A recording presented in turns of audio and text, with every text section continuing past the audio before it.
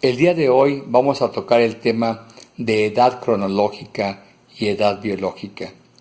Entender estos conceptos es de suma importancia y en la práctica de la vida social normal, nos topamos mucho con este fenómeno. ¿Qué es edad cronológica y qué es edad biológica? Pues bien, aquí vemos una cadena del ADN, que es el que constituye todas las estructuras de nuestro cuerpo humano. Y definimos como edad cronológica a la suma de años que existe entre nuestro nacimiento y la edad actual en la que nos encontremos. Eso es la edad cronológica, los años que tenemos. La edad biológica, por su parte, se refiere a las condiciones en las cuales se encuentran nuestras células, nuestros tejidos y nuestros órganos.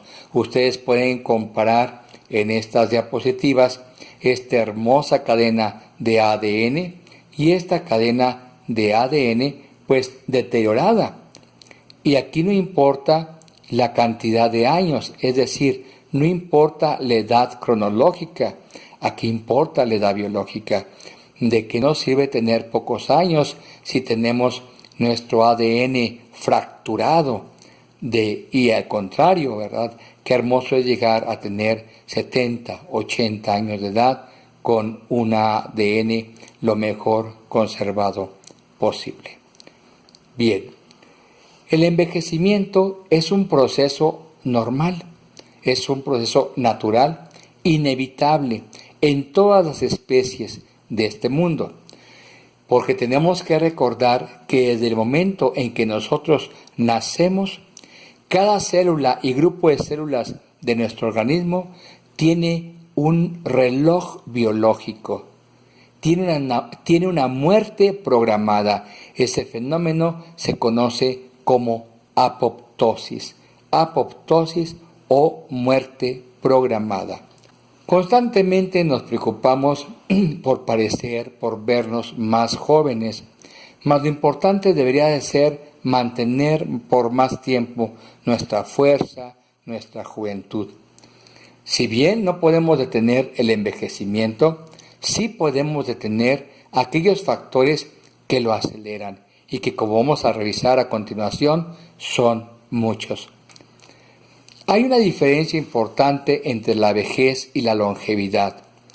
Algunos estudiosos de la gerontología le llaman vejez al acúmulo de años en un cuerpo enfermo y longevidad al acúmulo de años en un cuerpo sano, es decir, sano para la edad en que se encuentra la persona. Esa es la gran diferencia entre ser longevo y ser viejo. Yo creo que lo ideal sería que todos llegáramos a tener una vida longeva. Otro concepto que es importante aclarar es la esperanza de vida. La esperanza de vida es la cantidad de años que se supone podemos sobrevivir en un área geográfica determinada. Obvio que este es un factor muy importante porque dependiendo del lugar en el que tú vivas es tu longevidad. No es lo mismo la esperanza de vida de un grupo de personas que iban en países de primer nivel o países desarrollados a países subdesarrollados o en vías de desarrollo. Lógicamente, la esperanza de vida entre más pobreza existe es menor. En algunos países de África se considera la esperanza de vida entre 20 a 25 años, mientras que en algunos países europeos es de 80 años. Es muy importante que entendamos que en general es muy variable nuestra esperanza de vida, pero en general podemos decir que si una persona sobrevive a la infancia, es muy recomendable, es muy seguro que esa persona tenga un promedio o una esperanza de vida de 60 años o más. Algunos han considerado, sobre todo en Occidente se tiene un concepto erróneo de lo que es la vejez, de lo que es la madurez. Y en Oriente en China, en Japón, en los países asiáticos, se asocia mucho la madurez con la sabiduría, con la experiencia, cosa que no sucede en Occidente.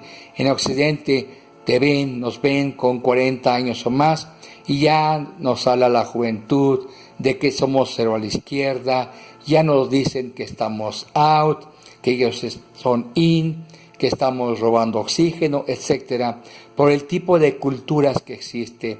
Si ustedes ven, es más prósperas, lógicamente, los países asiáticos que los países occidentales. Porque la madurez, como la adolescencia, es un pilar básico en el desarrollo de la vida humana. En esta etapa podemos cuidar de nuestros seres queridos, podemos enseñar y transmitir nuestras experiencias, podemos ayudarnos y, ¿por qué no?, podemos llegar a alcanzar varios grados de sabiduría. Algunas de las funciones, como en esta gráfica la pueden ver, es con qué delicadeza, ¿sí?, esta mujer madura está enseñando un arte a su nieta. Y eso es cierto. Tenemos ya más tiempo a esta edad de dedicarnos a educar y a participar en la formación, si no de nuestros hijos ya, sí de nuestros nietos. Tenemos a esa edad, en la madurez, un control más adecuado de las emociones, qué quiero y qué no quiero para mi vida.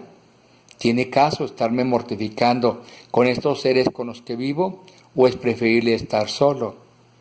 ¿A quién puedo servir y quién puede servirme? Nuestro manejo de las emociones hace que cuando tenemos una vida de pareja se consoliden, sean más sólidas nuestras relaciones. Y el aspecto sexual, que también se denigra en Occidente, pues da tristeza, ¿no? Da tristeza esa ignorancia tan grande que existe en nuestros países, porque al contrario de lo que se piensa, en esta etapa el sexo se reinventa y el sexo es un factor importante en el desarrollo de las parejas. El adulto no solamente tiene una misión de cuidar de sus, de su sociedad, de su progenie, sino que va a transmitir información útil para toda la vida. Esa es una de las funciones más importantes en esta etapa desde el punto de vista espiritual. Señoras, señores, tenemos que transmitir nuestras experiencias, tenemos que pasar toda esa sabiduría, toda esa información útil para la vida de los demás. ¿Por qué nos dedicamos algunos a enseñar? Porque ¿qué sentido tendría llegar a la muerte con un acúmulo de X número de conocimientos? Si podemos compartirlos, es el momento adecuado de compartirlos. Todo lo que compartimos y servir es el objetivo en nuestras vidas. Una persona que no está aquí para servir, hay que preguntarse qué está haciendo. A pesar de que la edad cronológica no la podemos detener, la edad biológica, que es el deterioro de esas células, de esos tejidos, de esos órganos, sí hay factores que los pueden acelerar. Y esos factores los vamos a revisar a continuación. Ellos son la herencia, los niveles de colesterol, la presión arterial, las adicciones, problemas cardíacos y el estrés, entre algunos de ellos. Vamos a revisar brevemente cada uno de estos incisos. La herencia es muy importante porque, como dije en un principio, todo ser humano desde que nace trae un fenómeno de apoptosis, tiene su reloj biológico y ese reloj va a marcar el momento en que sus células se van a empezar a alterar, a deformar, a destruir y a degenerar, originando enfermedades crónicas. Y las enfermedades crónicas son las que más afectan el envejecimiento biológico. Todas las células de nuestro cuerpo, desde el nacimiento, recuerden, tienen un límite de vida. Algunas enfermedades, algunos procesos, como por ejemplo la elevación de un tipo de colesterol que se llama colesterol de baja densidad, o la disminución de un colesterol que se llama de alta densidad. Puede originar esto que están viendo ustedes en amarillo, que son depósitos de grasa que ocluyen las venas y las arterias de nuestro cuerpo y que pueden comprometer la circulación, o sea, la nutrición de nuestro cuerpo, y por lo tanto hacer que un órgano falle. Otro de los factores es la hipertensión arterial. Al tener hipertensión arterial aumenta el latido cardíaco, aumenta el gasto cardíaco, aumenta el trabajo de ese corazón, y ese corazón va a estar demandando mayor cantidad de nutrientes, básicamente oxígeno y glucosa. Y si tenemos un paciente con hipertensión arterial, esto puede llevarnos a problemas como es la cardiopatía isquémica en su forma de angina de pecho o de infarto de miocardio. Si existen enfermedades cardíacas, como aquí estamos viendo, un depósito de grasa, esto amarillo que vemos es grasa en la capa interna de esta arteria, pues lógicamente que el flujo sanguíneo disminuye, y si pasa esto en el cerebro puede originar una trombosis o una hemorragia cerebral. Si ocurre en el corazón, ya lo mencionamos, puede causar un infarto de miocardio. El estrés, que hemos hablado ya mucho de él, el estrés manejado por nuestro cerebro reptiliano. Las personas que manejamos estrés en forma crónica, liberamos grandes cantidades de noradrenalina, de adrenalina y de cortisol. Y estas sustancias aumentan la presión arterial, aumentan la frecuencia cardíaca y pueden causarnos problemas o acelerar un proceso degenerativo de hipertensión arterial o de diabetes. Otros factores de riesgo pues son las adicciones, y entre ellas tenemos el tabaquismo tan frecuente en nuestra población, sobre todo en nuestros jóvenes. El alcoholismo es otro factor de riesgo. El alcohol no solamente perjudica nuestro hígado, también daña nuestro páncreas, nuestras glándulas sexuales, ovarios y testículos, y nuestro sistema nervioso central, es decir, el cerebro, y nuestro sistema nervioso periférico, o sea, el sistema de nervios de la periferia del cerebro. La diabetes, el acúmulo de azúcar en nuestros vasos sanguíneos, pues nos predispone a tener depósitos y obstrucciones arteriales, siendo los daños más frecuentes en cerebro, en la retina, en el corazón y en los riñones. Tenemos que entender que uno de los requerimientos nutricionales de nuestro cuerpo es el oxígeno, así que tenemos que aprender a respirar. Respiramos solamente con el 10 a 15% de nuestra capacidad pulmonar. Si aprendiéramos a respirar, entonces nosotros podríamos tener mayor acceso a oxígeno, este nutriente tan importante para nuestras células. Enfermedades pulmonares como el tabaquismo, el enfisema pulmonar, pueden ocasionar disminución de la concentración de oxígeno y deteriorar nuestro nivel de vida o incluso causarnos la muerte. Y bueno, pues algo que es muy conocido por todos nosotros, aun cuando no le damos la suficiente importancia, es la nutrición. Hace muchos años oí en una obra literaria, una frase que decía: tú piensas lo que comes. Bueno, pueden imaginarse ustedes qué tipo de pensamientos tiene esta persona que se nutre de esta manera. Bien, contamos con terapia antienvejecimiento. ¿En qué consiste este fenómeno de terapia antienvejecimiento? Bueno, se ha observado que nuestro sistema nervioso central, que nuestro cuerpo en general, se puede sanar, se puede modificar, se puede enlentecer el envejecimiento cronológico cuando tiene una nutrición adecuada, cuando hacemos ejercicios aeróbicos o bien respiramos un aire con una buena concentración de oxígeno cuando comemos o cuando ingerimos antioxidantes. La actividad física, la repito, es muy importante, no tanto el correr o el trotar, sino el caminar de una manera tranquila, en una manera de relax. Y las emociones, fíjese usted qué interesante, las emociones pueden contribuir en disminuir el envejecimiento. Y esto lo vamos a analizar más adelante. Obvio que este tipo de nutrición, los nutrientes que debemos ingerir, son de tipo orgánico.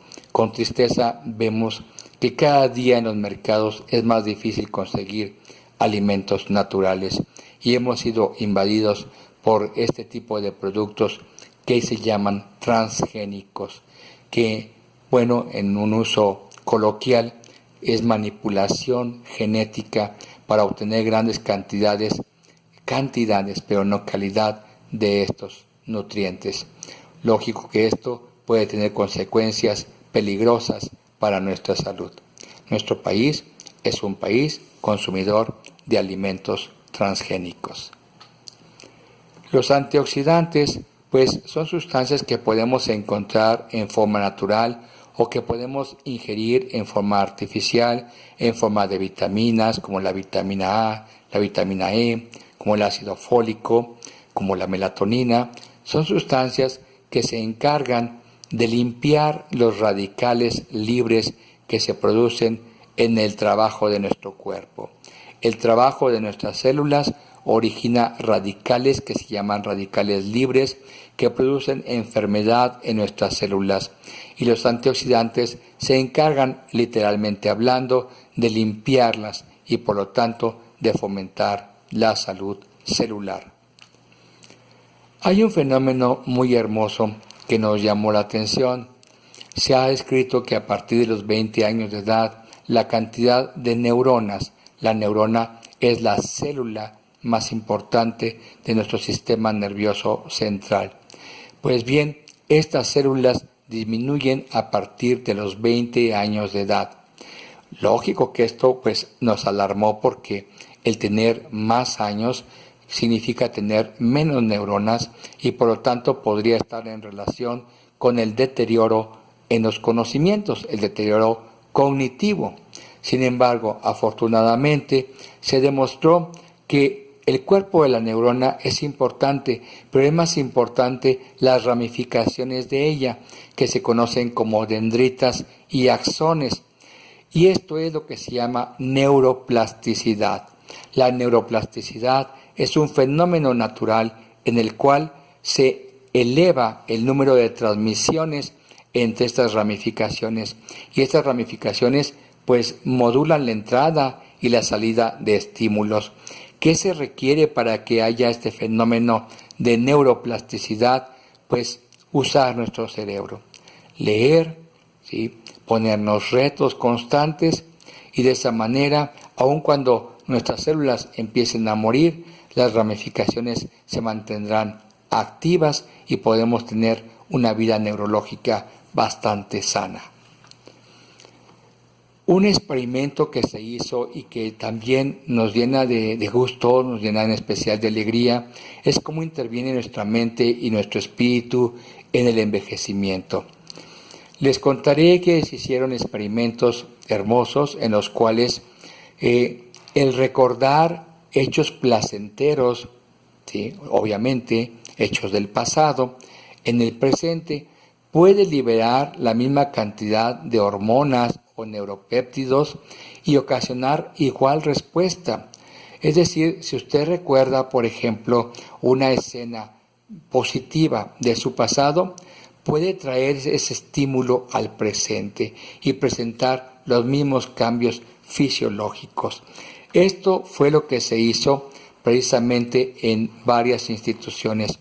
Uno, dependiente de la Universidad de Los Ángeles, California, en la Facultad de Medicina de Taft, donde a personas mayores de 70 años se les sometió a ejercicios programados, se les sometió a una nutrición adecuada y a un ambiente libre de estrés. ¿Qué se observó?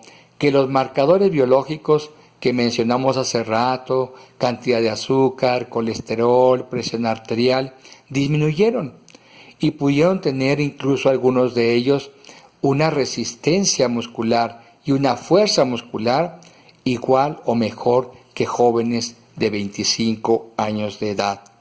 En otro estudio semejante efectuado en la Universidad de Harvard, el estudio Langer, en este estudio no se sometió a los pacientes a ejercicios ni a una adecuada nutrición. Se basó solamente en el manejo de las emociones y se observó una disminución importante de los factores de riesgo de envejecimiento. Esto es maravilloso porque si logramos nosotros tener una mente positiva, estamos contribuyendo a tener un cuerpo, una mente y un espíritu sano. Es muy importante lo que les voy a decir. Aquellas personas maduras que tienen objetivos en su vida, que tienen deseo de vivir, tienen una mayor calidad de vida que aquellos que pierden ese estímulo. Hay que recordar unas palabras del maestro Deepak Chopra, médico hindú, que nos dice: la realidad es una hipnosis programada socialmente que nosotros hemos aceptado. Es una ficción. ¿Qué tal si esto no existiera? Nosotros creemos real lo que nuestros órganos de los sentidos nos muestran, pero nuestros órganos de los sentidos tienen muchas limitaciones. Por lo tanto, lo que consideramos real es un producto de nuestra mente. Esto nos lleva a un pensamiento hindú que nos dice: todo es mente, todo es y es principia en tu mente. Finalmente vamos a recordar que nuestro cuerpo tiene tanta sabiduría milenaria, puesto que tenemos miles o millones de años de evolución.